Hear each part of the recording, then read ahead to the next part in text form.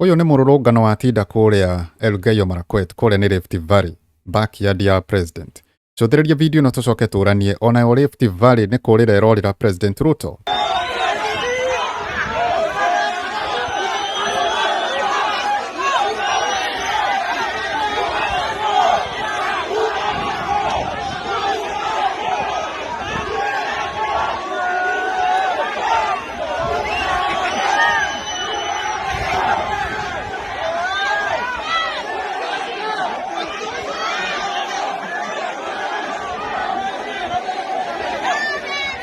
Riu tathikiriria mbeu njithe ya unjire kwaya gukorwo aikari ya Rift Valley matikoretwo mari akenu hihi ni gukira makoretwo makirite. Number 1 ni huyu Haron.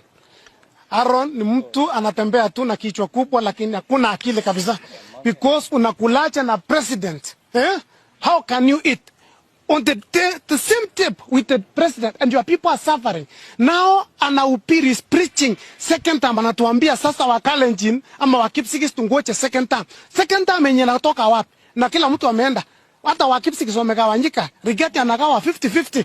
Wachalu wameenda, Wakisii wameenda, Milima wameenda, Western wameenda. Kwaya gukorwo githurano kia Ol Karau ni kira expose President Ruto na mathina maingi marema magomeire nginya gwake mucii. Ruto ni akahota gukinya 50+1 githurano-ini giukite gia 2027. Tathikiriria atongoria ya Rift Valley. Nataka niombe rais wa Jamhuri wa Kenya William Ruto, tafadhali my brother, umekuwa na conmen, umekuwa na wakora, umekuwa na brokers, walikudanganya wakachukua 100 billions Ol Kalou, hawakukuja na kitu, walichukua cars na mattress, mwisho tukapewa kura 1500.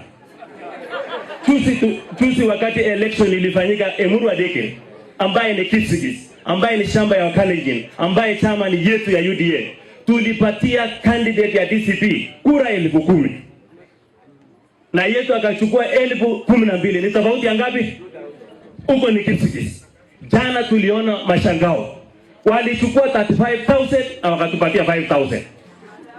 Na tumepea transformer, tumejengea lam, tumeenda na 100 billion. Lazima tukuje tukae chini na tuongee ili tupange safari ya 2027. Kwahoteka aikari ya Rift Valley ti akenu ni gukira makoretwo makirite.